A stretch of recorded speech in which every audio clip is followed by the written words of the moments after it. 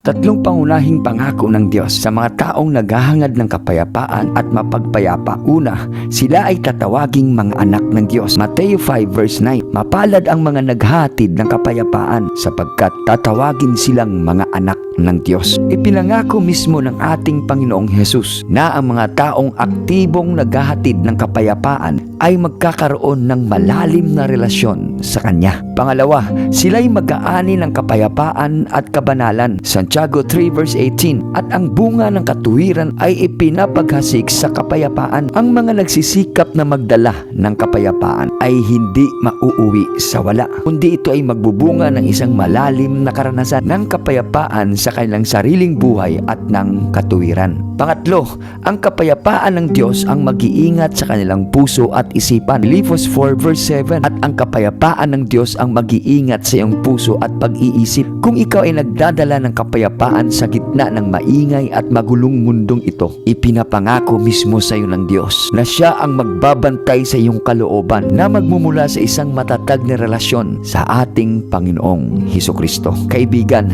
ang pagiging mapayapa ay hindi lamang tungkol sa pag-iwas sa anumang away, kundi ikaw ay aktibong naghahatid ng pag-asa at pagkakasundo sa iba na nagmumula ito sa ating Panginoon. At kung ikaw ay mapagpayapa, madadaig mo ang masama ng mabuti.